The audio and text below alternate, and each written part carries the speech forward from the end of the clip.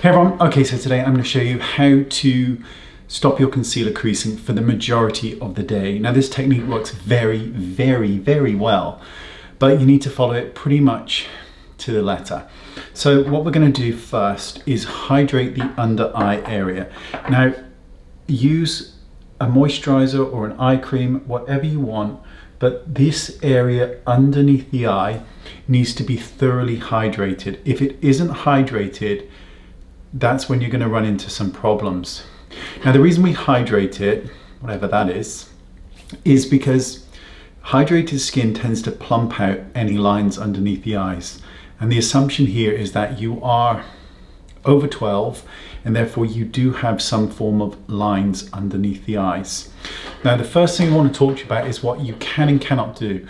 So what we want to do is stop the creasing of the concealer. That's where it goes into the lines and starts to break apart. So let me smile. You can't stop the skin from moving. If it moves, it moves.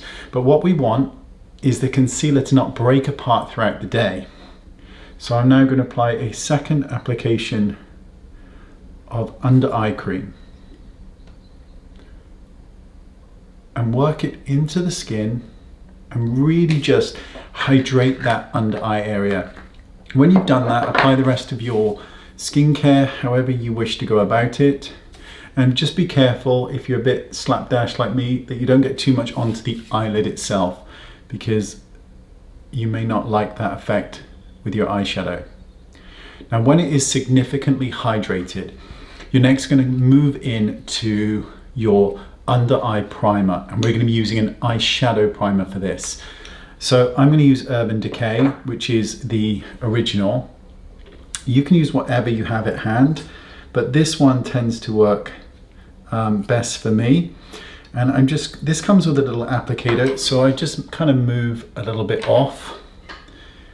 And what you want to do is thin the consistency and now pat this underneath the eye area where you've just applied that eye cream and anywhere that you're going to be applying concealer. Now bear in mind that I like to apply concealer just to the inner corner. That doesn't crease. But for this we'll apply it more uniformly over the entire under eye area. Let that absorb. It's very important that you allow it to absorb into the skin so it's pretty much dry but just has a slight tacky base to it. Now you can go in with your preferred concealer. I'm going to use a cream. You can use liquids. Liquids are preferable, but I know a lot of people have quite a lot of darkness under the eyes, so I'm going to use a cream for this one. I'm going to be using a combination of NW25 and NW20 to just get a slightly lighter under eye area. And now what I'm going to do is just pat this onto the areas that I want to conceal. And then I'm going to just tap it out to this outside corner.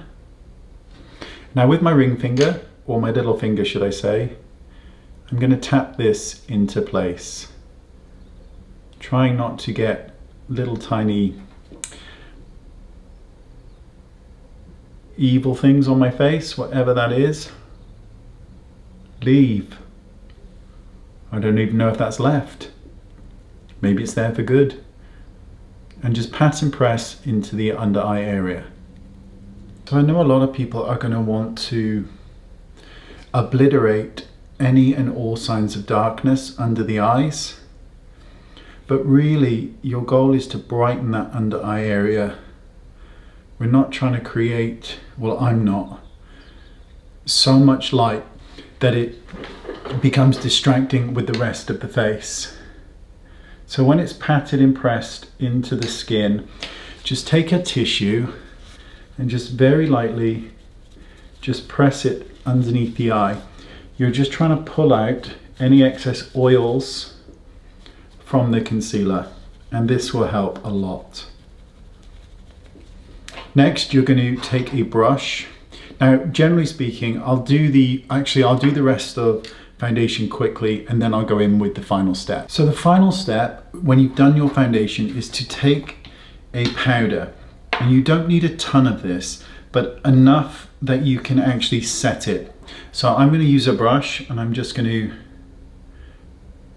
tap this over the concealer.